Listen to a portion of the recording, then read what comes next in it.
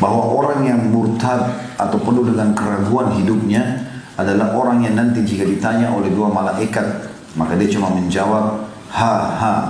Kalimat yang dikatakan oleh orang yang bingung, di mana karena ketakutannya atau tidak fasih, dia tidak mampu untuk memakai lisannya. Aku tidak tahu, kata dia. Aku mendengar orang-orang berkata sesuatu, kemudian aku mengatakannya. Hadits riwayat Abu Dawud nomor 4753 dan disahihkan oleh Syekh Albani dalam silsilah hadis sahihah nomor 1676. Maksudnya adalah orang yang pada saat meninggal nanti kan ditanya oleh malaikat di kuburan, siapa Tuhanmu, siapa nabimu, apa kitabmu. Maka kata beliau, orang yang sangat bodoh ini adalah orang yang sampai pada tingkat nanti kalau ditanya pun mereka tidak bisa jawab karena tidak punya ilmu. Dan yang luar biasa tadi firman Allah Al-A'raf 179, Allah nyatakan mereka seperti binatang ternak, bahkan lebih sesat.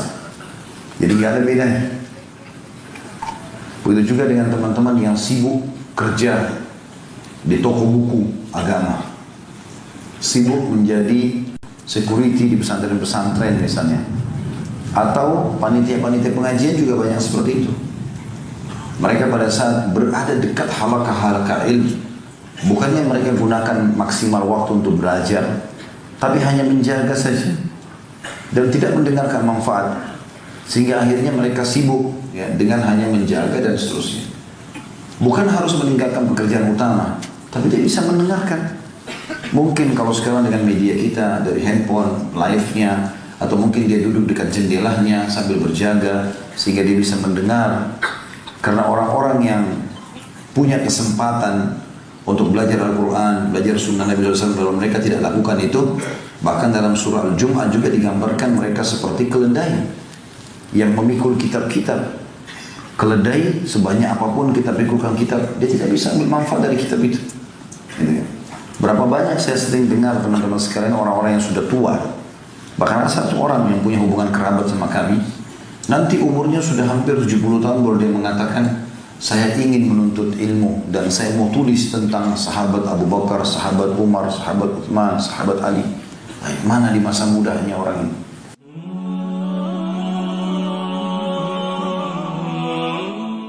Dan juga Abdullah bin Mubarak rahimahullah berkata statement yang menarik. Beliau mengatakan, bagaimana bisa orang yang tidak memiliki ilmu agama akan terpandu jiwanya kepada perbuatan kebaikan.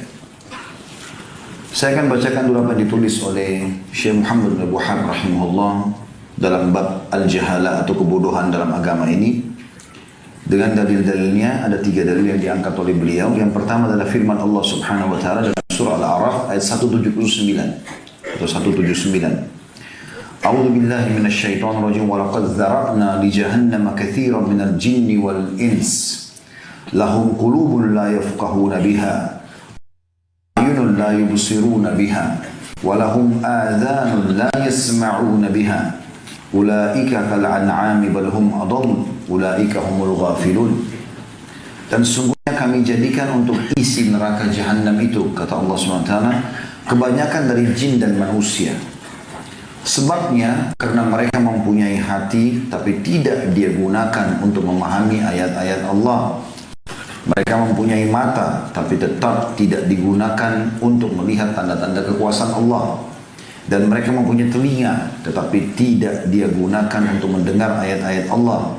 Mereka itu seperti binatang ternak, bahkan mereka lebih sesat lagi. Mereka itulah orang-orang yang lalai. Hampir semua ulama menitik beratkan dalil Al-A'raf 179 ini tentang masalah orang yang lalai terhadap ilmu agama. Karena Allah Subhanahu wa taala menitik beratkan di sini anggota-anggota tubuhnya, mata, hati tidak digunakan untuk merenungi ayat-ayat Allah, memahaminya, juga mata tidak digunakan untuk melihat tanda-tanda kekuasaan Allah, serta telinga tidak digunakan untuk mendengar ayat-ayat Allah. Maknanya di sini belajar. Juga beliau mengangkat dalil yang kedua dari Ibnu Abbas radhiyallahu anhu dan juga Muawiyah radhiyallahu anhu, serta selain keduanya juga meriwayatkan hadis yang sama bahwa Rasulullah SAW bersabda, "May yuridillahu bihi khairan yufaqihu fid din." Barang siapa yang dikehendaki kebaikan oleh Allah untuknya, maka niscaya Allah akan menjadikan dia faham dalam masalah agama. Hadis riwayat Bukhari nomor 71 dan Muslim 1037. Berarti ini menandakan dari ayat tadi Al-A'raf 179 dan juga hadis yang baru kita sebutkan riwayat Bukhari Muslim, ada penekanan tentang ya, untuk menuntut atau selalu menuntut ilmu agama. Dan kalau Allah mudahkan, dan insya Allah termasuk mudah-mudahan kita dalam niat malam ini dan juga sebelum, dan insya Allah sudahnya selama Allah panjangkan umur, kita ikhlaskan untuk majelis ilmu, berarti Allah menginginkan kebaikan. Melangkahnya tadi, kaki-kaki antum di sini, kendaraan, adanya hati bergerak untuk duduk di sini, untuk mendengar, untuk mencatat, untuk merenungi, itu termasuk bagian tanda nyata Allah sedang menginginkan kebaikan buat kita. Termasuk buat saya sendiri pada saat menyusun tema misalnya dan menyampaikannya, ini semua berarti Allah menginginkan kebaikan, dan ini hal yang positif. Kalau Allah tidak ingin teman-teman sekalian, maka kita akan dibuat malas. Kita tidak punya keinginan untuk datang menuntut ilmu. Ini sebuah karunia yang besar sekali. Begitu juga beliau mengangkat hadis atau dalil yang ketiga. Saya bacakan semua dalilnya seperti biasa, baru kita lebih dalam membahas insyaAllah. Hadis Al-Bara' bin Azib radhiyallahu anhu, أن المرتاب هو الذي يقول إذا سأله الملكان ها لا أدري سمعت الناس يقولون شيئا فقلته. Bahwa orang yang murtab atau penuh dengan keraguan hidupnya adalah orang yang nanti jika ditanya oleh dua malaikat, maka dia cuma menjawab ha. Kalimat yang dikatakan oleh orang yang bingung, di mana karena ketakutannya atau tidak fasih, dia tidak mampu untuk memakai lisannya. Aku tidak tahu, kata dia. Aku mendengar orang-orang berkata sesuatu, kemudian aku mengatakannya. Hadis riwayat Abu Dawud nomor 4753 dan disahihkan oleh Syekh Al-Albani dalam silsilah hadis sahihah nomor 1676. Maksudnya adalah orang yang pada saat meninggal nanti kan ditanya oleh malaikat di kuburan, siapa Tuhanmu, siapa nabimu, apa kitabmu. Maka kata beliau, orang yang sangat bodoh ini adalah orang yang sampai pada tingkat nanti kalau ditanya pun mereka tidak bisa jawab karena tidak punya ilmu. Dan yang luar biasa tadi firman Allah Al-A'raf 179, Allah nyatakan mereka seperti binatang ternak, bahkan lebih sesat. Jadi gak ada bedanya. Begitu juga dengan teman-teman yang sibuk kerja di toko buku agama, sibuk menjadi security di pesantren-pesantren misalnya, atau panitia-panitia pengajian juga banyak seperti itu. Mereka pada saat berada dekat halaqah-halaqah ilmu, bukannya mereka gunakan maksimal waktu untuk belajar, tapi hanya menjaga saja dan tidak mendengarkan manfaat, sehingga akhirnya mereka sibuk ya, dengan hanya menjaga dan seterusnya. Bukan harus meninggalkan pekerjaan utama, tapi dia bisa mendengarkan. Mungkin kalau sekarang dengan media kita dari handphone, live-nya, atau mungkin dia duduk dekat jendelanya sambil berjaga sehingga dia bisa mendengar. Karena orang-orang yang punya kesempatan untuk belajar Al-Quran, belajar sunnah Nabi SAW, kalau mereka tidak lakukan itu, bahkan dalam surah Al-Jum'ah juga digambarkan mereka seperti keledai yang memikul kitab-kitab. Keledai sebanyak apapun kita pikulkan kitab, dia tidak bisa ambil manfaat dari kitab itu. Berapa banyak saya sering dengar teman-teman sekalian orang-orang yang sudah tua, bahkan ada satu orang yang punya hubungan kerabat sama kami, nanti umurnya sudah hampir 70 tahun baru dia mengatakan, saya ingin menuntut ilmu dan saya mau tulis tentang sahabat Abu Bakar, sahabat Umar, sahabat Uthman, sahabat Ali. Mana di masa mudanya orang ini? 60 tahun, 50 tahun dihabiskan kemana saja? Kenapa gak dipakai untuk menuntut ilmu? Ruginya apa teman-teman pada saat dulu di majelis ilmu seperti ini? Tidak ruginya sama sekali. Tidak ada sesuatu yang hilang dari kita, bahkan kita mendapatkan ketentraman yang luar biasa. Baik, mari kita mereview kembali apa saja keutamaan-keutamaan majelis ilmu itu sendiri. Kita mulai dari keutamaan penuntut ilmu dulu. Siapapun yang datang, saya dan antum yang sama-sama sambil menuntut ilmu tentunya, kita renungi firman Allah Subhanahu wa taala dalam surah Al-Mujadilah, surah nomor 58 ayat 11 yang sudah masyhur ya, bahwasanya Allah akan meninggikan derajatnya di dunia dan di akhirat. Ilmu agama ini meninggikan derajat antum di dunia. Allah akan berikan semua kebutuhan. Ya ilmu itu sendiri, ya harta, ya pasangan hidup, ya anak-anak, Allah muliakan. Allah berfirman, "A'udzu billahi minasyaitonir rajim. Yarfa'illahu alladhina amanu minkum walladhina utul ilma darajat." Allah pasti akan mengangkat derajat orang-orang yang beriman di antara kalian dan menuntut ilmu dengan derajat-derajat yang tinggi. Kata ulama, derajat dunia kebutuhannya dipenuhi, namanya harum, ilmunya luas, dan juga di akhirat. Ibnu Hajar berkata, yang dimaksud dengan orang yang menuntut ilmu adalah ilmu agama. Maka sudah seharusnya setiap muslim yang menuntut ilmu umum yang merupakan cuma sunnah atau pelengkap hidupnya, mau jadi dokter kah, mau jadi insinyur kah, mau apa saja spesialis yang sedang dia tekuni, maka dia harusnya memartnerkan itu dengan ilmu agama. Jadi biar dokter, biar insinyur, biar siapapun, wajib dulu dalam halaqah ilmu. Duduk, datang, mendengarkan ilmu agama, karena itu bukan pilihan. Saya dengar di Mauritania, dari sumber-sumber yang bisa dipercaya, mereka itu di sana kalau duduk kumpul-kumpul, lagi minum kopi, lagi makan malam, makan siang, sama-sama. Walaupun dokter, walaupun insinyur, apapun spesialis yang umum, itu kalau mereka duduk, gak ada lagi mereka bicara tentang spesialis itu. Yang mereka bicarakan surah An-Nisa ayat sekian sebab turunnya apa, dan rata-rata semuanya hampir satu negara hafal 30 juz Al-Quran. Mereka tanamkan di diri mereka dan anak-anak mereka, pendidikan agama adalah wajib. Sehingga kalau kita bicara sama dokter di sana, kita seperti bicara dengan seorang alim. Dia hafal ayat-ayat Al-Quran, dia hafal hadis-hadis, dia hafal perkataan ulama, itu udah biasa. Sehingga menjadi sebuah tema yang paling penting pada saat mereka ketemu. Kalau di Saudi itu udah biasa sekali, kalau kita punya anak kecil yang kita bawa ketemu sama teman, maka yang pertama ditanya sama dia bukan sekolah di mana anakmu, sudah berapa juz anakmu hafal. Itu jadi pembicaraan biasa itu. Sudah berapa juz anakmu hafal gitu. Maka mereka menjadikan itu sebagai sebuah poin. Oh, anak saya sudah 15 juz, anak saya sudah 20 juz, anak saya sudah alhamdulillah menyelesaikan 30 juz, seperti itu. Saya pernah lihat ada wawancara di Saudi, seorang anak kecil, mungkin masih kelas 2 SD.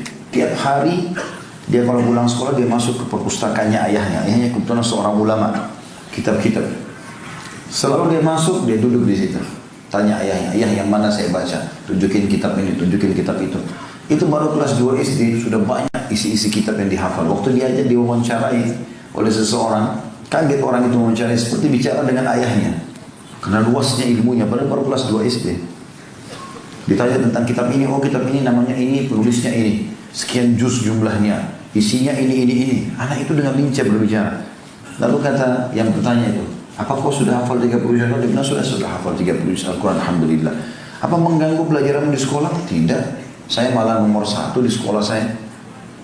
Jadi luar biasa gitu. Keberkahan yang Allah kasih justru lebih melimpah dengan adanya ilmu agama. Ya. Juga teman-teman sekalian, yang kedua adalah jalan termudah menuju ke surga. Hadis yang sudah masyhur riwayat Imam Muslim, "Man salaka tariqan yaltamisu fihi ilman sahalallahu lahu bihi tariqan ilal jannah." Barang siapa yang menempuh jalan menuntut ilmu agama, Allah pasti mudahkan jalan menuju ke surga. Dia jadi tahu mana halal, mana haram, mana makanan, mana minuman, mana pendapatan, mana pergaulan yang boleh, mana yang tidak boleh. Terkontrol oleh dia. Yang ketiga, Allah menginginkan kebaikan buat dia. Sebagaimana hadis tadi sudah kita disebutkan juga oleh Syekh Muhammad bin Wahab tadi. Kata Nabi SAW dalam hadis Bukhari Muslim, "Man yuridillahu bihi khairan yufaqihuhu fid din." Yang Allah inginkan kebaikan bagi dia, pasti Allah akan berikan dia ilmu agama. Yang keempat, dia mendapatkan pahala haji lengkap tanpa pergi ke Mekah. Ya. Setiap kali kalau antum hadir dalam satu hari satu saja halaqah ilmu, maka berarti satu hari itu sudah dapat satu pahala haji. Imam Nawawi rahimahullah punya 13 halaqah ilmu dalam satu hari. Jadi kayak antum hadir begini, ini 13 gurunya tiap hari sibuk dengan ilmu. Gitu. Maka Nabi SAW bersabda dalam sebuah hadis yang dihasankan oleh Syekh Al-Albani dari riwayat At-Tabarani, kata Nabi SAW, "Man ghada ila al-masjid la yuridu illa an yata'allama khaira aw yu'allimah, kana lahu ka ajri hajjun tamma hajjatuhu."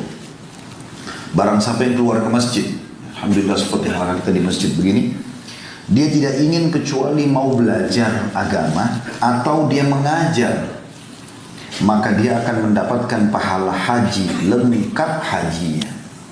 Dulu antara maghrib isya begini ruginya 45 menit, 50 menit, pulang dapat ilmu, jadi lebih faham. Ya, belum lagi keutamaan-keutamaan yang lain yang akan kita sebutkan, insya Allah. Juga mendapatkan pahala haji. Yang kelima adalah mereka akan mendapatkan ketenangan dari Allah Subhanahu Wa Taala dan juga mereka diliputi oleh para malaikat. Jadi di majelis seperti ini, insya Allah bukan cuma tidak ada keraguan, pasti diri Allah dan malaikat hadir. Cuma kita tidak saksikan. Karena tidak mungkin Nabi SAW salah dalam masalah seperti ini. Sebagaimana dalam hadis yang sahih yang sudah masyhur, hadis sahih. Kata Nabi SAW, "Majtama'a qaumun fi baitin min buyutillah." Tidak ada satu kaum yang berkumpul di rumah-rumah Allah. Yatluna kitab Allah, mereka mempelajari kitab-kitab Allah atau isi Al-Quran. Wa yatadarasunahu, dan mereka mempelajari isi kandungannya. Bainahum, di antara mereka.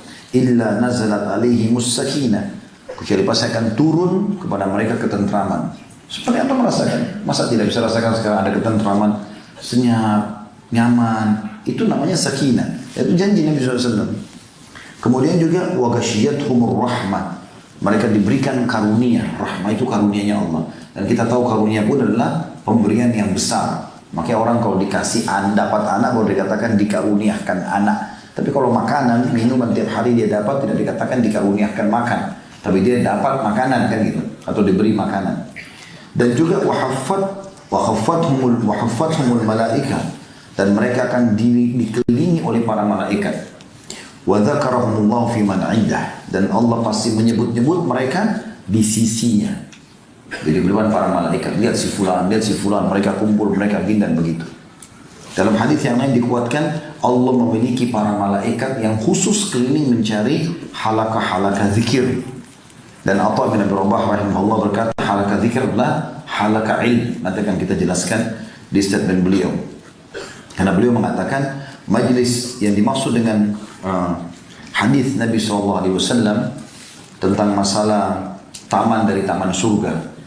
Dan ini keutamaan yang setelahnya sebenarnya. Ini keutamaan yang kelima tadi. Yang keenam itu adalah kalau dulu dalam majelis itu seperti berada di taman-taman surga. Karena Nabi SAW mengatakan, "Idza marartum bi riyadil jannah farta'u." Kalau kalian melewati taman dari taman surga, maka duduklah. Segera duduk di situ.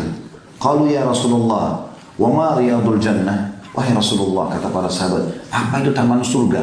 Qala hilakul zikir. Beliau mengatakan kelompok orang berzikir. Hadis Tirmidzi dengan sanad hasan dan juga riwayat Ahmad. Atha bin Abi Rabah menjelaskan kedua hadis ini ya. Hadis tadi tentang keutamaan yang kelima. Kalau Allah menyebut-nyebut mereka di sisi para malaikat, malaikat-malaikat juga mengiringi mereka, juga dengan keutamaan untuk duduk dalam taman dari taman surga. Beliau mengatakan majelis-majelis zikir yang dimaksud adalah majelis-majelis halal dan haram. Bagaimana harus membeli, menjual, berpuasa, sholat, menikah, cerai, haji, dan yang sepertinya atau yang sama dengan itu. Abu Darda rahimahullah, kita masuk dulu ke poin yang ke-7 ya. Tadi yang kelima itu masalah dikelilingi oleh para malaikat dan mereka dapat rahmat, ketenangan. Yang keenamnya adalah taman-taman surga, jadi seperti berada di taman surga. Dan yang ketujuh adalah mereka mendapatkan pahala seperti jihad. Jadi sudah dapat pahala haji, dapat peningkatan derajat, dapat juga pahala jihad. Jadi seperti ibadah-ibadah yang memang sudah puncak ya, haji, jihad ini ibadah-ibadah yang besar, bobotnya sangat besar, didapatkan dengan halaqah ilmu. Disebutkan dalam sebuah hadis yang sahih riwayat Ibnu Majah dan Imam Ahmad. Kata Nabi SAW, "Man ja'a masjidi hadha lam ya'tihi illa li khair yata'allamuhu aw yu'allimah." Siapapun yang mendatangi masjidku ini, Nabi SAW ingatkan di zaman beliau kepada para sahabat, dia tidak datang ke masjid ini kecuali untuk kebaikan, belajar, ataupun dia mengajarkan. Fahuwa bimanzilatil mujahid fi sabilillah. Maka dia setingkat atau sama selevel dengan para orang yang jihad di jalan Allah. Wa man ja'a li ghairi dzalika, fahuwa bimanzilatir rajuli yanzuru ila mata' ghairihi. Tapi orang yang datang bukan dengan niat itu untuk menuntut ilmu atau mengajarkan ilmu, maka dia hanya seperti orang yang melihat-lihat barang orang lain. Dia tidak dapat manfaat apa-apa. Abu Darda berkata rahimahullah, seandainya, jadi ini sebenarnya dari ketujuh poin tadi, itu keutamaan-keutamanya. Sekarang kita masuk tentang bagaimana gambaran para salafus saleh menanamkan semangat dalam diri mereka untuk menuntut ilmu. Abu Darda berkata radhiyallahu anhu, seandainya aku mendapatkan satu ayat dari Al-Quran, satu ayat saja, yang tidak aku fahami dan tidak ada seorang pun yang bisa mengajarkannya kecuali orang yang berada di Barkul Gamad. Barkul Gamad ini dijelaskan oleh para ulama kurang lebih 5 hari 5 malam dari Mekah jaraknya. Waktu itu ya, menunggangi kuda gitu ya. Maka niscaya aku akan menjumpainya. Maka niscaya aku akan menjumpainya. Imam Bukhari rahimahullah memberikan syarat dalam nukil hadis, terutama hadis dalam kitab Sahih Bukharinya, itu adalah bertemu langsung dengan orang yang mengucapkan hadis itu, walaupun jauh jaraknya. Abu Darda berkata dalam, saya ulangi tadi, seandainya aku mendapatkan satu ayat dari Al-Quran yang tidak saya pahami dan tidak ada seorang pun yang bisa mengajarkan kecuali orang itu berada di Barkul Gamad. Kata ulama, jarak 5 malam dari Mekah, niscaya aku akan menjumpainya. Yang sudah katakan tadi Imam Bukhari rahimahullah, itu untuk mencari satu hadis dia harus kasih syarat dirinya menemui orang itu. Dia datang ke wilayahnya, walaupun di ujung Rusia, didatangi sama dia. Naik unta, naik keledai sampai 1 bulan. Setelah ditemuin ditanya dulu. Sebelum dia tanya hadisnya, dia tanya dulu orang sekitarnya. Ini orang benar nggak nih? Kalau dikatakan oh ya ini orang benar gini, ada yang puji, ada ulama yang memujinya, ada murid-muridnya, baru kemudian dia datang dan tanya lagi, benar nggak kamu telah menyebutkan hadis begini? Iya benar. Bisa saya dapatkan? Disebutkanlah hadis tersebut. Setelah itu Imam Bukhari masih sholat lagi istikharah untuk menulis hadis itu dalam kitab Sahih. Tapi yang kita lihat di sini syaratnya beliau adalah datang ke tempat itu. Imam Ahmad rahimahullah dikatakan pergi menempuh jarak berbulan-bulan, bahkan kata Ibnu Jauzi rahimahullah, Imam Ahmad sudah keliling dunia 2 kali. Seluruh dunia dikelilingi. Pada zaman itu orang pakai kuda, pakai keledai, jaraknya jauh-jauh gitu. 2 kali dia kelilingi dunia pada saat itu, baru bisa menyusun kitab Al-Musnad.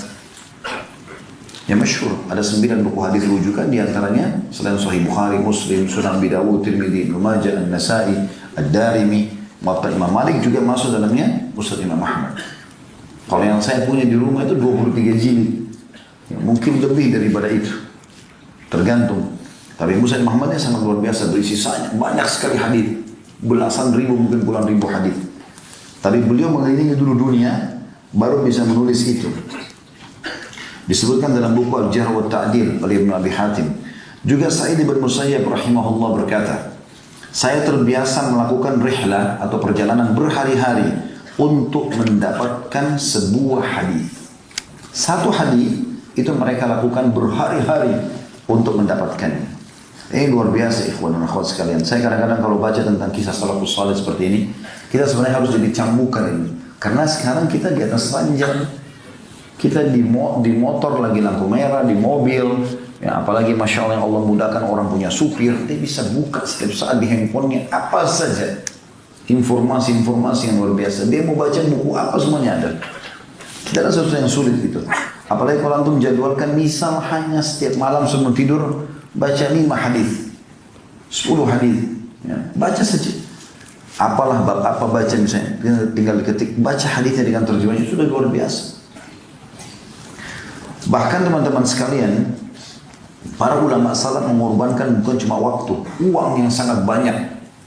Ya, uang yang sangat banyak hanya untuk memahami satu bab dari bab-bab yang ada dalam kitab-kitab ilmu-ilmu. Seperti misalnya dinukil Khalaf bin Hisham al-Asadi. Khalaf bin Hisham ini salah satu ulama masyhur ya, yang terkenal dari qurra, penghafal Al-Quran dan bacaan-bacaan Qurannya sangat dijadikan sebagai rujukan gitu. Dinukil oleh Imam Al-Zahabi dalam Ma'rifatul Qurra Al-Kibar. Terjemahan kitabnya ini, makna judul kitabnya ini adalah pengenalan terhadap para pembaca-pembaca Quran yang besar, orang-orang yang besar. Ya. Itu Imam Al-Zahabi sebutkan di 1 halaman 209, beliau mengatakan Khalaf bin Hisham al-Asadi berkata, saya mendapat kesulitan dalam salah satu bab di kitab Nahwu. Nahwu itu bahasa, grammar bahasa Arab. Gitu kan. Satu, bahasa saya tidak paham, maka saya mengeluarkan 80.000 dirham hingga saya bisa menguasainya.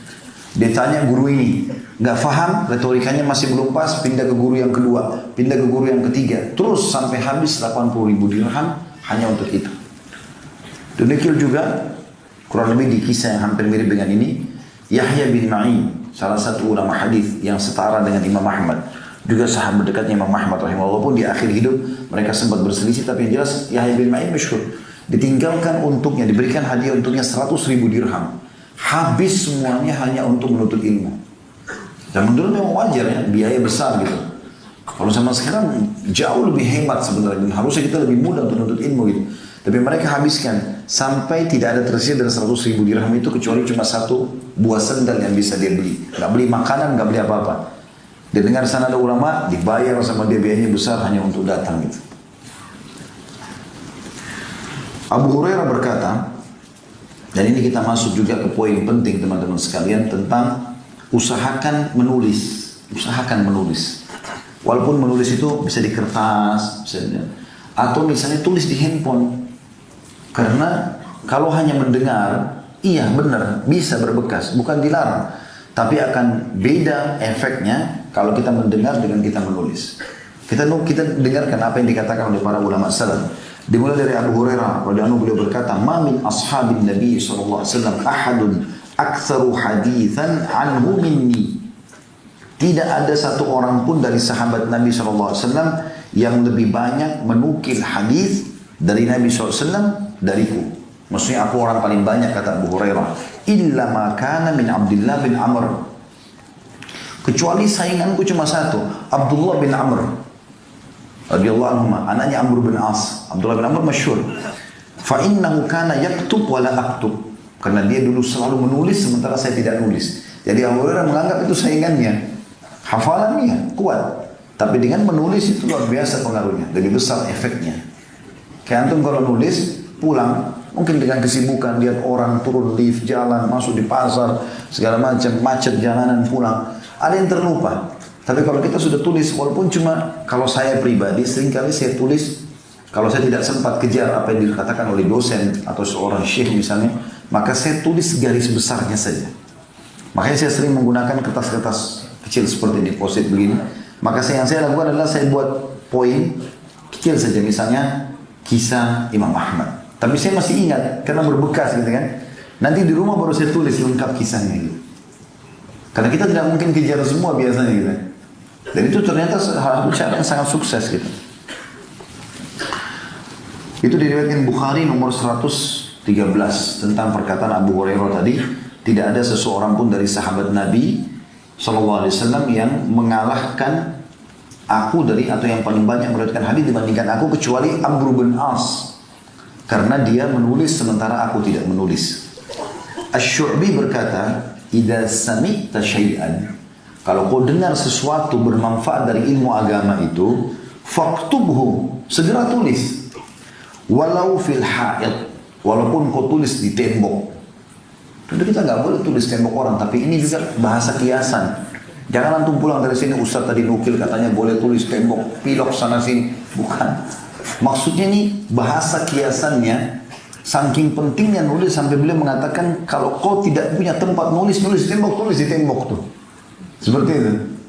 Bisa bermakna juga ada kalau kau dengarkan ilmu, tidak ada kertas, tidak ada apa-apa, kau cuma bisa tulis di tembok rumahmu, tulis di tembok rumahmu supaya kau faham. Tentu di sini teman-teman jangan juga difahami menulis ini adalah seperti merusak sesuatu ya. Saya masih ingat sekali ada syair yang ditulis oleh Imam Syafi'i rahimahullah. Sampai hari ini, sudah hampir 30 tahun saya hafal syair itu. Salah satunya penyebabnya adalah, dulu waktu saya masih kuliah di Madinah, itu kami punya asrama 5 lantai. Saya dulu kebetulan tinggal di lantai 5. Setiap kali mau ke masjid saya selalu turun tangga, nggak ada liftnya. Kita harus turun tangga. Nah, ada inisiatif dari pengurus asrama, orang Saudi yang ditugaskan di kampus kami, itu dia pasang kertas karton besar, ditulis di situ kalimat-kalimat hikmah. Setiap lantai. Jadi kita turun nih, baca itu. Turun lagi lantai 4, saya lantai 2 ke lantai 4, baca itu. Lantai 4 ke lantai 3 ada lagi tulisan. Saya masih ingat itu perkataan Imam Syafi'i, wasafir fa fi safar khamsu fawaidin. Safarlah kamu, karena dalam safar itu kau akan dapat 5 manfaat, gitu kan? Tafriju hammin, menghilangkan rasa sumpah, waqtisabu ma'isyatin, dan mendapatkan sumber pendapatan hidup, ya. Ilmun, mendapatkan ilmu, adabun, tata kerama, wasuhbatu majidin, dan juga sahabat yang baik. Ini insya Allah kalau untuk ketik di Google, syairnya Imam Syafi'i masyhur. Tapi saya masih ingat, saya hafal ini, bukan sengaja saya mau hafal ya, tapi karena setiap turun tangga saya lihat tulisan itu. Dan itu ditaruh dalam waktu tertentu, 2 minggu misalnya ditarik, dicabut, dipasang lagi yang lain sama dia. Jadi kayak ada not-not khusus gitu. Ya mungkin supaya tidak merusak, kayak ini kan lemnya tidak terlalu kuat, nggak merusak cat, ditempel di lemari antum, ditempel di dekat ranjang, apalah perkataan yang kira-kira memotivasi. Misal masalah kematian, masalah menuntut ilmu, masalah surga, masalah bidadari, mungkin antum termotivasi. Paling cepat kalau bidadari kan.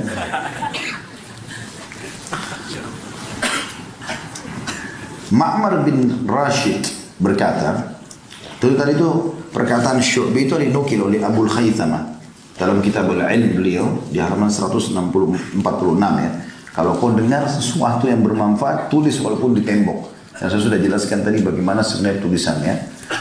Ma'mar bin Rashid rahimahullah berkata, aku menceritakan beberapa hadis kepada, ya subhanallah saya lupa nukil namanya ini. Tapi jelas dia mengatakan aku menukil beberapa hadis kepada seseorang, lalu orang itu berkata, tulislah untukku. Aku menjawab, sesungguhnya kami tidak menyukai menulis ilmu. Kata beliau, tulislah, bila tidak berarti engkau telah menyia-nyiakannya. Abdullah bin Mubarak rahimahullah berkata, seandainya bukan karena tulisan, maka niscaya kami tidak akan hafal. Dinukil dalam kitab As-Siyar, itu Siyar Alam Nubala ya. Sejarah tentang tokoh-tokoh yang luar biasa. Alam, orang-orang yang sangat terkenal. Ini 40 jilid sekian. Bukunya ada di 8 halaman 409. Imam Syafi'i juga berkata, dahulu ibuku sangat miskin. Kisah beliau. Dahulu ibuku sangat miskin. Dan aku tidak bisa belajar kecuali aku hanya diberikan atau disodorkan kepada para kutab. Kutab itu kayak ahli nulis ya. Atau para ulama yang memang memiliki orang-orang yang menulis di sekitarnya gitu kan. Sehingga aku pun ikut menulis. Karena miskinnya, ibuku tidak punya uang untuk memberikan aku buku, maka aku tinggal mencari tulang-tulang kering yang aku tulis. Dan kalau seandainya itu sudah penuh, tulang itu, aku berusaha meletakkannya di sebuah wadah yang aku bisa simpan. Jadi saking dikejar dengan menulis. Padahal Imam Syafi'i rahimahullah sudah hafal, tapi beliau tidak pernah meninggalkan tulisan. Mirip juga dengan tilawah Al-Quran ya. Walaupun kita sudah hafal 30 juz Al-Quran, tapi kita disuruh baca. Jadi membaca, melihatnya itu penting gitu. Sampai dinukil Quran Uthman bin Affan yang sudah hafal Al-Quran di luar kepalanya. Bahkan dia baca 30 juz di akhir sholat witir. Yang biasa untuk baca Qul Ahad itu. Ya. Beliau baca 30 juz Al-Quran. Tapi ditemukan pada saat meninggal, mushafnya beliau dari kulit yang sangat kuat. Itu saking seringnya dibuka-buka, sudah banyak yang sobek-sobek. Padahal beliau juga sudah hafal. Biasanya orang mungkin kalau sudah hafid, sudahlah nggak usah sentuh mushaf. Enggak. Beda pahala menghafalnya dan mengulangi, beda pahala dengan melihatnya. Ada pahala tersendiri. Allah subhanahu wa ta'ala memerintahkan kita untuk menulis ya. Syekh Utsaimin rahimahullah dinukil tentang beliau sebuah statement yang menarik. Beliau mengatakan Allah subhanahu wa ta'ala memerintahkan kita untuk menulis Dan itu menandakan menulis adalah sesuatu yang sangat penting dalam ilmu. Karena Allah berfirman, Iqra bismi rabbikal ladzi khalaq. Bacalah atas nama Tuhanmu yang telah menciptakan. Khalaqal insana min 'alaq. Yang menciptakan dan manusia dari alaq. Alaq itu sesuatu yang menempel dengan kuat di rahim. Iqra wa rabbukal akram. Bacalah dan Tuhanmu maha pemurah. Alladzi 'allama bil qalam. Yang telah mengajarkan prosesi penulisan. Ya, kan? 'Allamal insana ma lam ya'lam. Dan dari proses itulah Allah mengajarkan manusia dari tidak tahu menjadi tahu. Begitu juga tentu surah ya, Nun. Wal qalami wa ma yasturun. Nun. Ya. Surah Al-Quran mengatakan wal qalami wa yasturun, dan pulpen atau pena yang mereka gunakan untuk menulis. Jadi ternyata di sini ada perintah untuk menulis. Imam Syafi'i juga berkata dalam statement yang lain tentang masalah pentingnya tulisan dalam majelis ilmu ini. Beliau mengatakan al-ilmu sayd. Ilmu itu seperti hewan buruan. Wal kitabatu qaid. Dan menulisnya adalah tali ikatannya. Jadi kalau kita berburu, begitu kita tangkap, yang kita lakukan apa pertama? Ikat. Ya. Diikat. Karena kalau tidak dia akan lepas. Maka beliau mengatakan ilmu itu seperti hewan buruan. Dan menulisnya itu adalah kait ikatannya. Wa qayyid suyudaka bil hibali wathiqah. Oleh karena itu ikat baik-baik hewan buruanmu itu dengan tali yang kuat. Maksudnya tulisan. Kemudian beliau mengatakan faminal hamaqah, dan termasuk dalam kebodohan antasida gazalah, engkau berburu kijang rusa, wa tatrukaha bainal khalaiqit taliqah, dan setelah kau dapatkan buruanmu itu, lalu kau biarkan saja tanpa terikat, yang bisa lepas ke sana dan ke sini di antara makhluk Allah yang lain. Dalam sebuah hadis, dalam silsilah hadis sahihah oleh Syekh Albani disebutkan, Nabi SAW bersabda, qayyidul ilma bil kitab. Ikat baik-baik ilmu itu dengan tulisan. Tulisan. Dan subhanallah, Islam peduli sekali dengan masalah ini ya. Sampai-sampai kita kalau punya akad apapun, akad utang piutang, akad ini kan ditulis semua. Dan itu sangat kuat tulisan-tulisan itu. Juga Nabi SAW bersabda kepada Abdullah bin Amr radhiyallahu anhuma, uktub, tulis, qawalladhi nafsi biyadi, demi jiwaku yang ada dalam genggamannya, ma kharaja minhu illa haqq. Ilmu yang ditulis dengan benar tidak akan mengeluarkan kecuali sesuatu yang benar. Riwayat Ahmad jilid 2 halaman 164 dan 192. Ini semua berbicara tentang masalah menulis ilmu itu sendiri. Juga teman-teman sekalian, selain menulis ilmu itu, yang perlu diperhatikan juga adalah seringnya bertemu dengan para ulama. Bahkan ulama-ulama Rabbani, ulama-ulama yang memang betul-betul mereka itu menuntut ilmu dengan benar, tulus, ikhlas, buat dirinya dan untuk mengajar. Itu subhanallah, kita melihatnya saja sudah sebuah poin sendiri. Ibnu Qayyim berkata rahimahullah tentang gurunya Ibnu Taimiyah. Beliau mengatakan, kami murid-murid Ibnu Taimiyah kalau sudah merasa sumpah, merasa sedih, ya, merasa ada masalah yang tidak terpecahkan, maka kami segera menemui beliau, lalu kami minta nasihatnya. Dan begitu kami melihatnya saja, maka semua sumpah itu hilang. Semua masalah itu hilang. Jadi subhanallah, efek ilmu itu sampai pada tingkat orang melihatnya pun orang merasa senang. Sumpahnya sedihnya jadi hilang. Padahal cuma sekitar melihat, apalagi kalau sampai duduk interaksi, bertanya, diberikan nasihat, itu luar biasa. Saya coba terapkan hampir setiap kesempatan. Kalau ada apa-apa yang saya belum paham, ada sesuatu yang ini, saya coba telepon, coba WA, coba siapa yang bisa saya hubungi gitu di antara ulama-ulama yang bisa kita jadikan rujukan.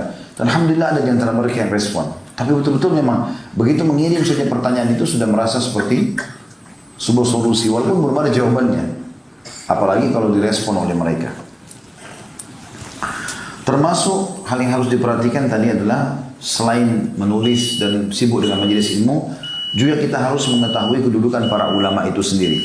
Tujuan kita belajar teman-teman, kita ingin sampai pada tingkat alim tentunya. Kita berharap satu waktu Allah SWT jadikan kita sebagai seorang yang alim. Karena mereka punya kedudukan yang sangat tinggi. Allah SWT berfirman di dalam surah Fatir ayat 28, A'udzubillahi minasyaitonirrajim. Innama yakhshallaha min ibadihil ulama. Sesungguhnya yang sangat khusyuk kepada Allah adalah para ulama. Dan kita tidak mungkin sampai pada tingkat ulama kecuali kita belajar. Kita terus belajar, menggali tidak pernah habis gitu ya. Dan tidak pernah merasa puas sampai nanti pada tingkat memang Allah Subhanahu wa taala sudah mudahkan kita bisa menyampaikan kepada orang-orang. Dan dinukil dari para ulama statement yang menarik, man kana billahi a'raf kana lillahi akhwaf. Siapa yang lebih mengenal Allah, maka pasti dia lebih takut kepada Allah Subhanahu wa taala. Hadis yang terakhir kita akan tutup dengan ini insyaallah, dan nanti azan seperti biasa, lalu kemudian kita lanjutkan dengan pertanyaan dan tanya jawab. Baru kemudian kita iqamah, lalu sholat isya, dan seperti biasa juga kita bubar insyaallah setelah itu, supaya tidak terlalu membubarkan lagi saf ya. Karena kalau kita break sholat dulu baru kembali biasanya mengatur safnya agak sulit. Dan sudah ada fatwa ulama tentang bolehnya menunda waktu sholat isya, apalagi untuk halaqah ilm. Nabi SAW bersabda, man salaka tariqan yatlubu fihi ilman. Siapa yang menempuh satu jalan untuk menuntut ilmu di dalamnya, sahalallahu bihi tariqan min turukil jannah. Allah mudahkan dia jalan menuju ke jalan-jalan surga. Wa innal malaika la tadau ajniyatiha ridwan li talibil ilm. Dan sesungguhnya para malaikat menebahkan sayap-sayap mereka melindungi para penuntut ilmu karena ridho terhadap apa yang penuntut ilmu lakukan. Kemudian kita masuk ke masalah alim. Jadi ini target utama, berdoa kepada Allah SWT supaya kita menjadi seorang alim.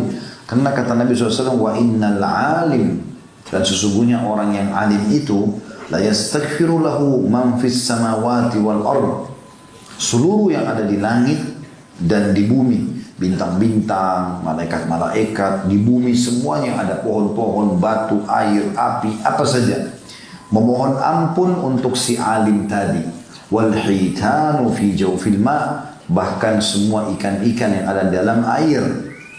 Wa inna fadlal alim, dan ketahuilah keutamaan orang yang alim itu, faham agama, alal abid, terhadap orang yang suka ibadah tapi bukan alim. Ada orang begitu, rajin ke masjid lagi ibadah, tapi salah sholatnya, salah ibadahnya, karena tidak punya ilmu. Kata Nabi SAW, perbedaan antara seorang alim dengan abid, kafadlil kamari laylatul badri ala sa'iril kawakib. Perbedaannya seperti bulan purnama di malam Lailatul Qadar terhadap bintang-bintang yang lain. Dan ini termasuk dalil yang menjelaskan Lailatul Qadar itu walaupun di musim hujan bulannya terang. Seperti itulah. Karena memang hadis menjelaskan masalah itu. Wa innal ulama warathatul anbiya. Tentu ada riwayat lain teman-teman sekalian yang berbunyi perumpamaan alim sama abid seperti perbedaan atau perbedaanku, kata Nabi SAW, antara aku dengan orang yang paling bodoh di antara kalian. Jadi jangan cuma suka ibadah, harus punya ilmu.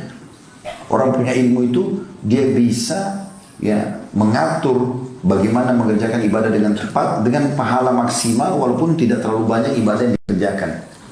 Sampai Imam Nawawi mengistilahkan dengan iktisadu fil ibadah. Ada ekonomis dari sisi ibadah. Tapi dia bisa dapatkan banyak pahala karena ilmunya. Gitu. Seperti itulah. Ya. Pernah Imam Ahmad rahimahullah pernah saya ceritakan itu ya. Pada saat dia bertamu di rumah Imam Syafi'i, kemudian dia makan banyak, ya.